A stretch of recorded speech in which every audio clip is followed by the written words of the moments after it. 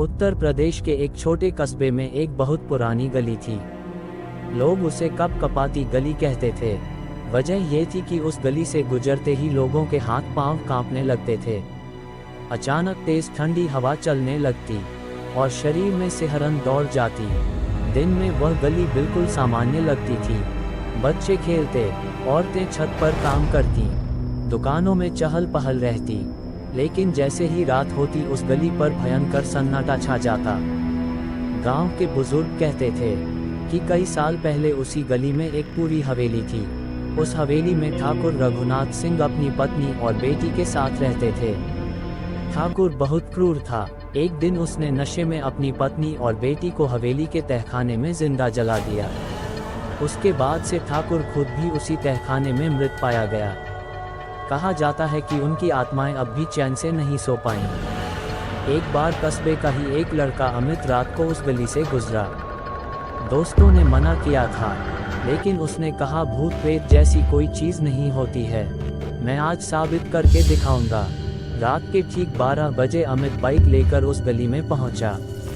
अचानक बाइक अपने आप बंद हो गई। चारों तरफ गुप्त अंधेरा और ठंडी हवा चल रही थी। वह उतरा और बाइक स्टार्ट करने लगा। तभी उसने सुना पानी पानी किसी औरत की धीमी सी आवाज आई। अमित का गला सूख गया। उसने हिम्मत जुटाई और चारों तरफ देखा। सामने पुरानी हवेली का टूटा दरवाजा धीरे धीरे अपने आप खुला। अंदर से धुएं जैसी परछाइयां बाहर आने लगी। वह पीछे हटने ही वाला था कि अचानक उसके सामने एक औरत खड़ी थी।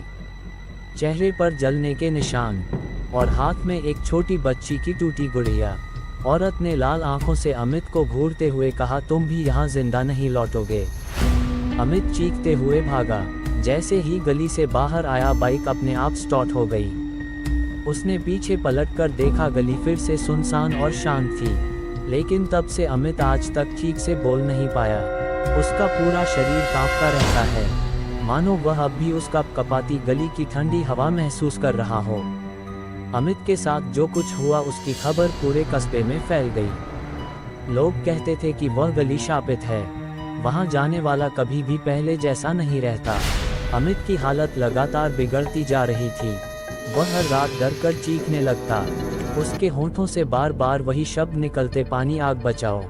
गांव के लोग समझ गए कि हवेली की औरत और बच्ची की आत्मा ने उस पर साया कर दिया है। एक रात उसके दोस्तों ने हिम्मत की और सोचा कि वो सच्चाई जानेंगे। 4 लड़कों ने मिलकर टॉर्च और नींबू मिर्च लेकर गली में कदम रखा। जैसे ही उन्होंने हवेली का दरवाज़ा पार किया, भीतर अचानक बर्फ जैसी ठंडक भर गई। दीवारों पर परछाइयां चल रही थीं जबकि वहां कोई नहीं था। एक दोस्त ने हंसते हुए कहा, यह सब अमित का भ्रम है, असली में कुछ नहीं।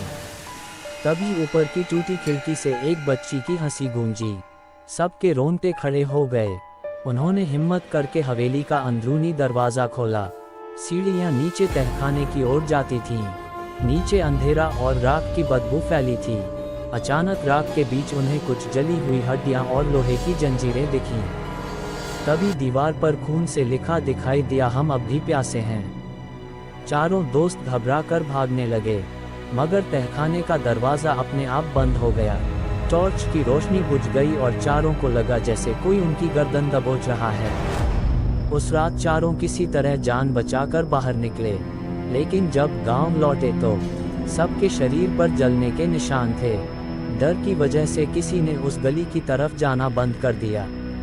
लेकिन अजीब बात यह थी कि रात को पूरे कस्बे में औरत और बच्ची की रोने की आवाज़ें गूंजने लगीं।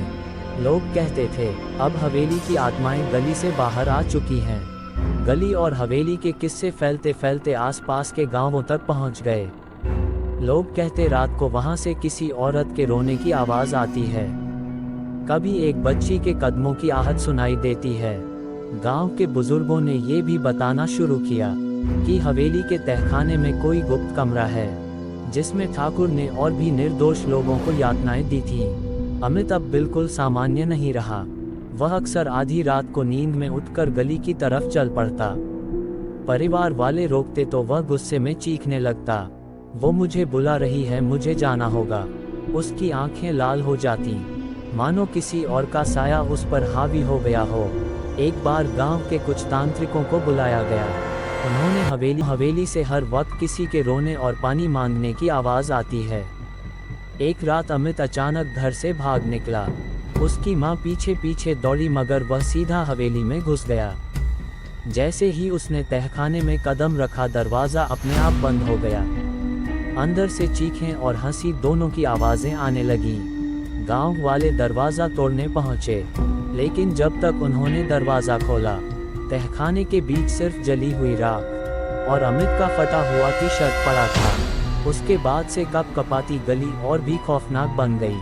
अब वहाँ न सिर्फ औरत और बच्ची की परछाई दिखती है, बल्कि कई जलते भटकते चेहरे दिखाई देते हैं। रात को कोई भी वहां से गुजरता है तो अचानक शरीर कांपने लगता है, सांसें तेज हो जाती हैं और हवा में फुसफुसाहट सुनाई देती है। पानी, हमें पानी दो।